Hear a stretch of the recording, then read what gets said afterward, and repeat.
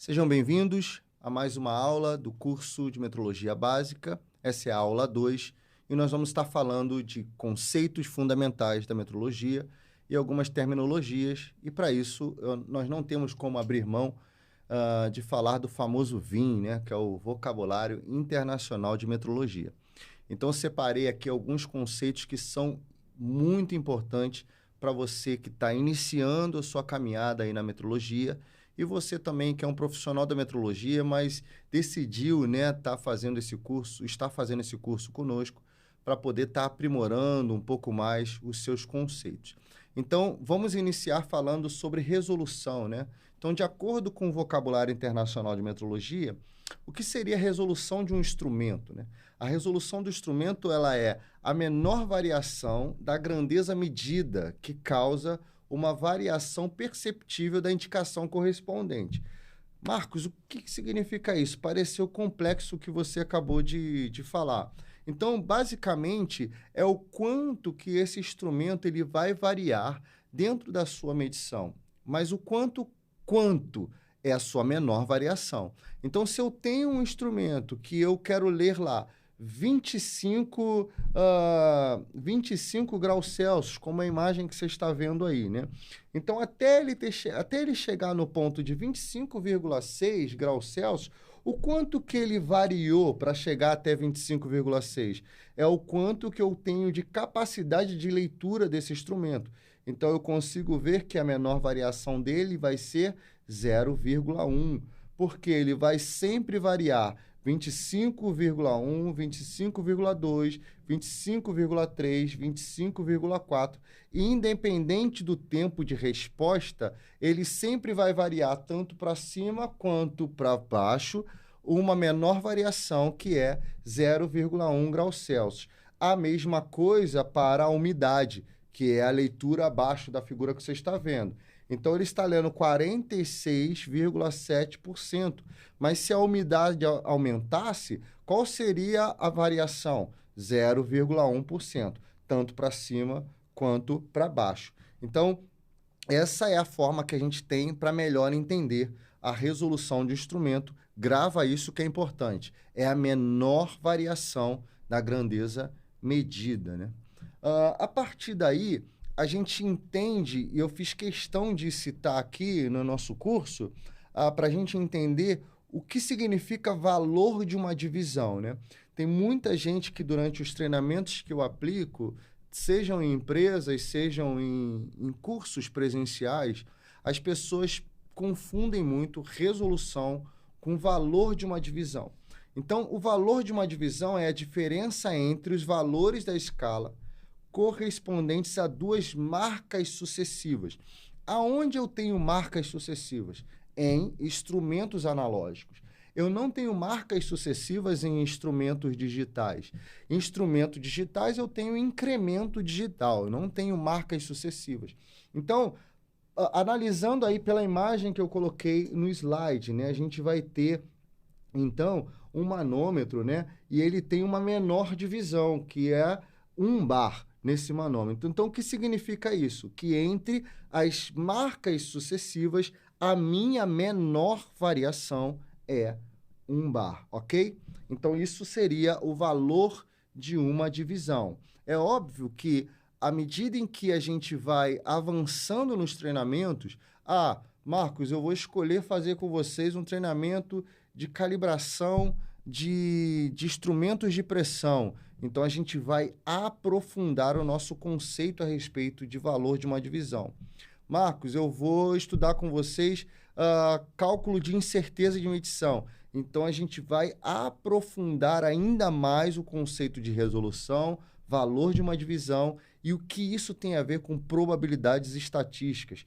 Então, já fica antenado, já vou soltando esses pontos de curiosidade aqui para você estar escolhendo outros cursos para estar crescendo junto conosco. Então, avançando aqui, mais algumas definições, né, alguns conceitos que são importantes para a gente é entender erro de medição e tendência do instrumento, né?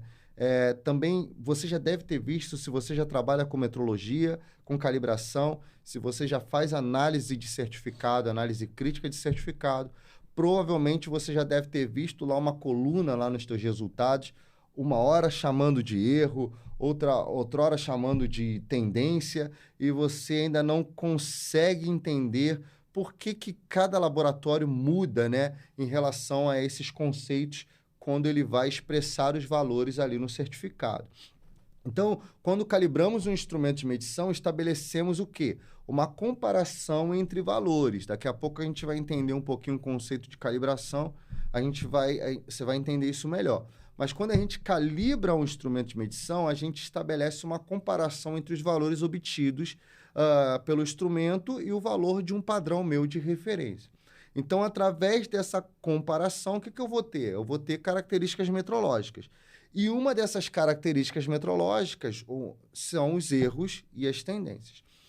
O erro de medição ele é a diferença entre o valor medido de uma grandeza e o valor de uma referência.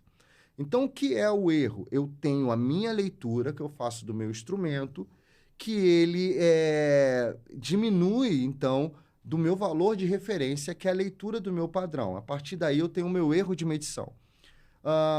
Marcos, isso não é uma novidade para mim. O que seria, então, para você entender que a ênfase que eu estou dando e você entender erro de medição? É que o erro ele está diretamente relacionado com uma leitura que você faz do instrumento. Tá, ok. Então, como eu consigo diferenciar isso de tendência do instrumento? A tendência de um instrumento, eu vou avançar alguns slides, só porque eu comecei já a falar dessa diferença entre eles.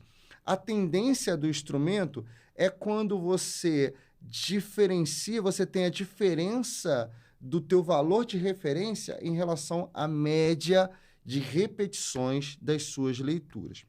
Agora eu vou voltar aqui alguns slides para a gente poder entender alguns exemplos de erro de medição, né?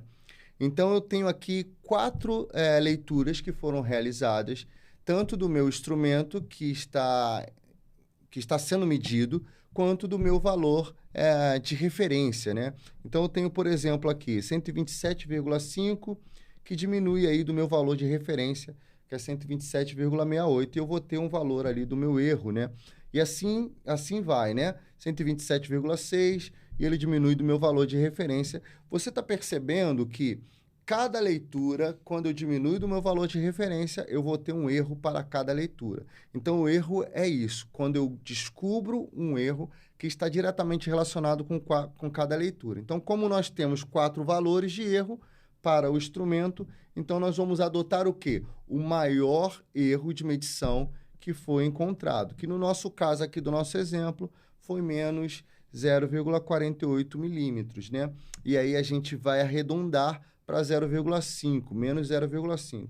Marcos, por que você arredondou? Eu fiz questão de arredondar para você poder entender essa relação do erro que foi apresentado com como eu estou expressando a leitura do meu instrumento que está sendo medido. Você percebe que o meu instrumento ele está com apenas uma casa decimal.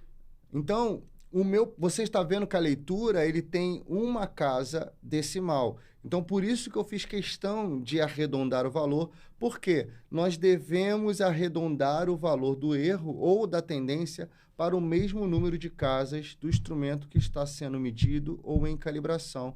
E é assim que a gente expressa isso no nosso certificado de calibração. Então, por isso que eu fiz questão de trabalhar arredondamento nesse exemplo. Voltamos ao slide de tendência instrumental, né? Eu já falei o que significa, né? Que é a diferença entre a média das leituras, né? Que foram repetidas ali. Então, ela é a média. E aí eu vou diminuir esse valor, né? A diferença da média em relação ao meu valor de referência. Então, qual é a diferença, então? É quando eu tenho a minha média e eu vou diminuir do meu valor de referência. Então, o exemplo aqui que eu vou dar eu tenho as 4 leituras aqui que foram feitas, né? Você está vendo aí no finalzinho do slide aí, 4 leituras que foram realizadas, e o meu valor aí de referência aí foi 127,68. Então, o que eu vou diminuir de 127,68? A média dessas minhas 4 leituras. Então, eu vou encontrar ali o meu erro, que foi menos 0,18 milímetros, arredondando, ele vai para menos 0,18 2 milímetros. Então, existem casos que laboratórios preferem trabalhar com o erro, e o erro vai estar relacionado com um ponto medido, com cada ponto medido, e cada leitura feita nesse ponto medido, e a tendência instrumental ela está diretamente relacionada com a média que foi feita entre as leituras, ok? Estendendo um pouco, nós vamos entrar aqui no conceito de calibração, né? Então, o que seria calibração pelo vocabulário internacional de metrologia? Ela é a operação que estabelece sobre condições especificadas, né? Numa primeira etapa, uma relação entre os valores e as incertezas de medição fornecida por padrões e as indicações correspondentes com as incertezas associadas.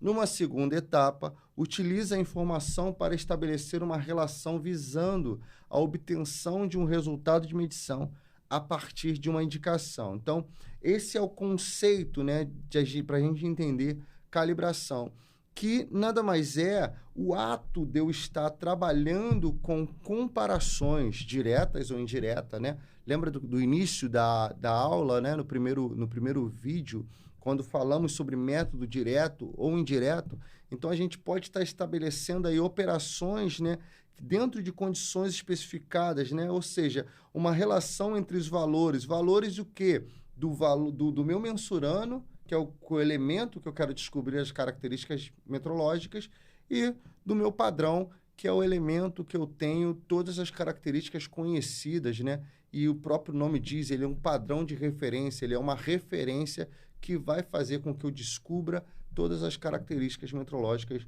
do instrumento que está em calibração.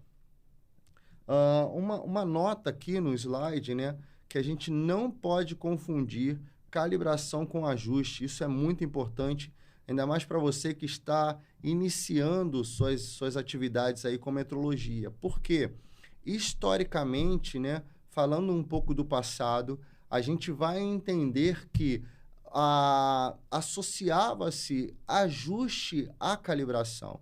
Então, quando você pensar em calibração, automaticamente as pessoas pensavam em ajuste.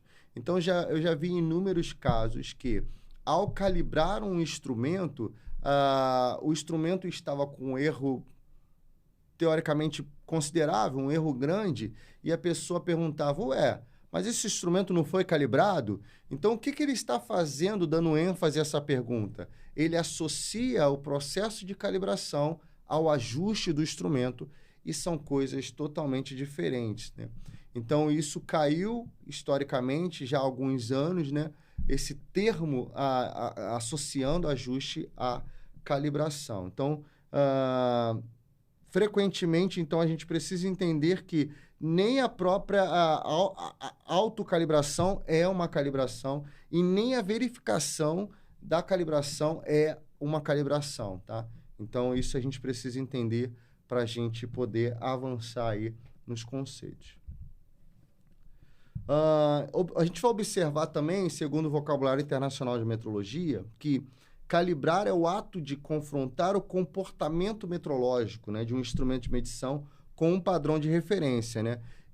Como eu disse antes. Mas isso pode ser tanto um sistema de medição, como um padrão, ou pode ser mesmo uma medida, né, materializada, né, ou um material de referência, que é o que a gente associa ali a alguns ensaios, né, ou, por exemplo, até mesmo algumas calibrações, né, falando um pouco de eletroquímica, por exemplo, a gente, quando vai calibrar ali condutivímetros ou pHmetros, a gente tem alguns materiais de referência que são medidas, né, que são produtos, né, que foram, de alguma forma, referenciados, certificados, e eles acabam trazendo alguns valores de referência para esse processo de comparação, tá?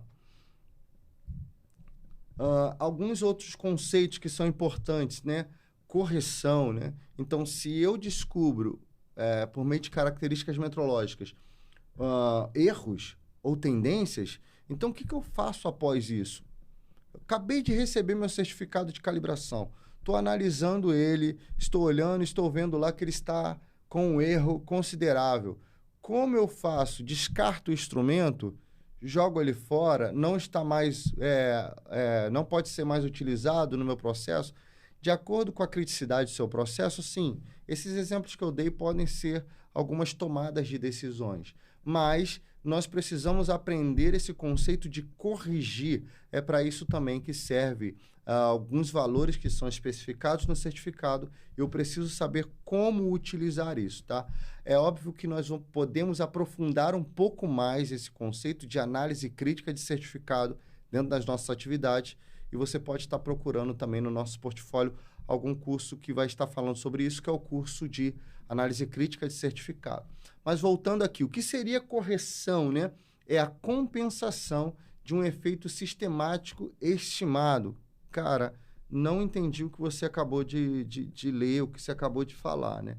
Então, a correção é igual à tendência ou erro com o sinal trocado. Acho que agora ficou mais fácil você entender. Então, por exemplo, se no exemplo anterior do slide que nós estávamos falando de tendência, o erro que eu encontrei foi menos 0,18 milímetros, né? Arredondamos, ficou menos 0,2 milímetros.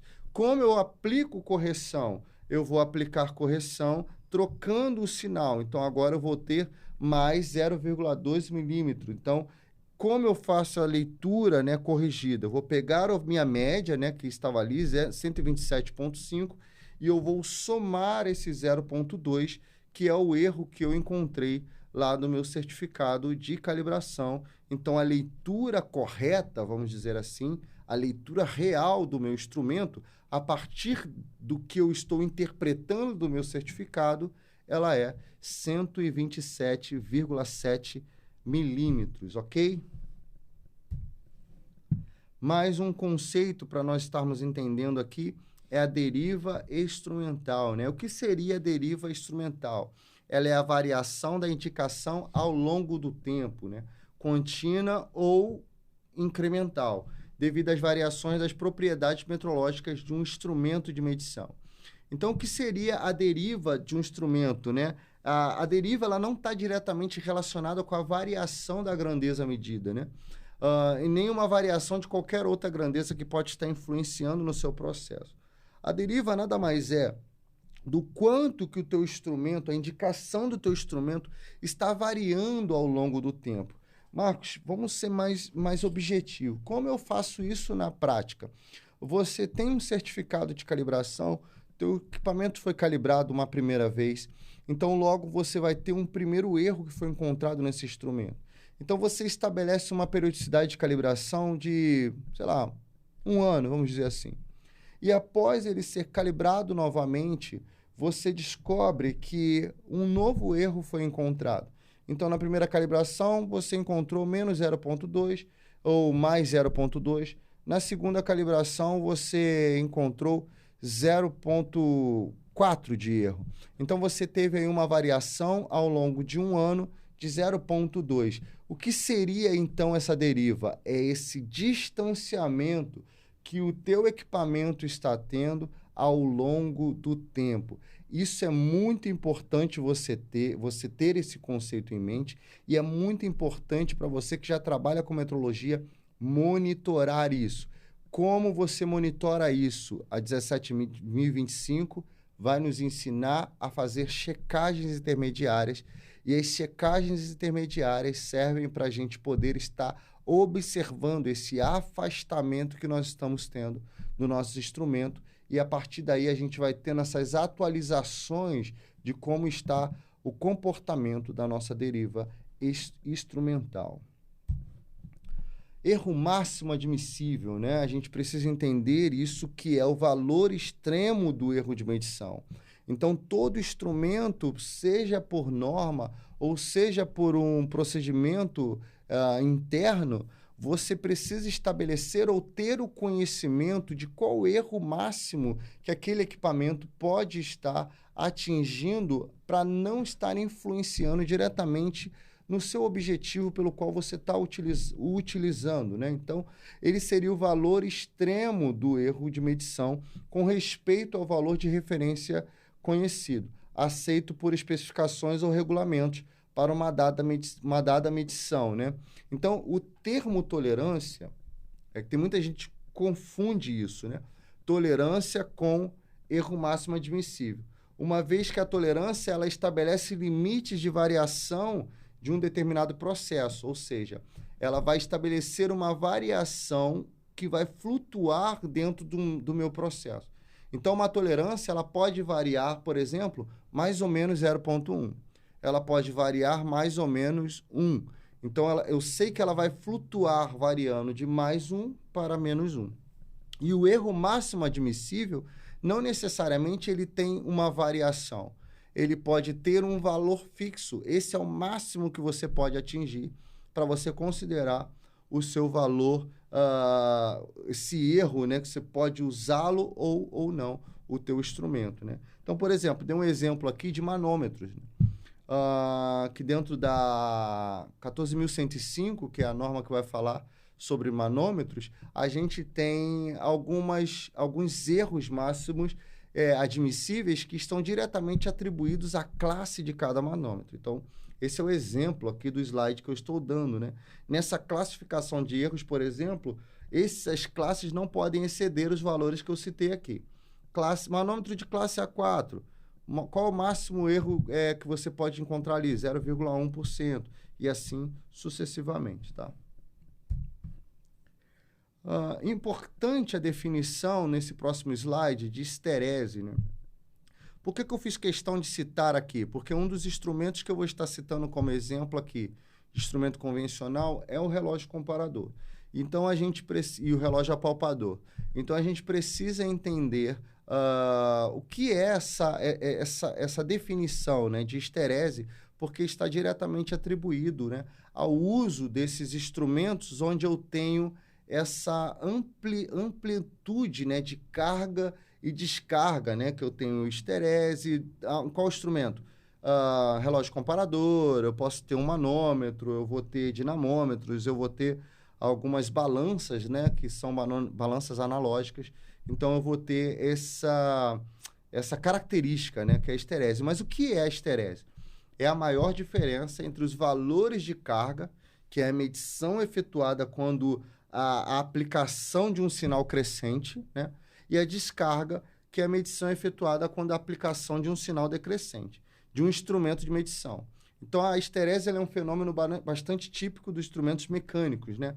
Tendo como fonte de erro principalmente as folgas e deformações associadas ali ao atrito, né, que acontece mecanicamente nesses equipamentos e instrumentos.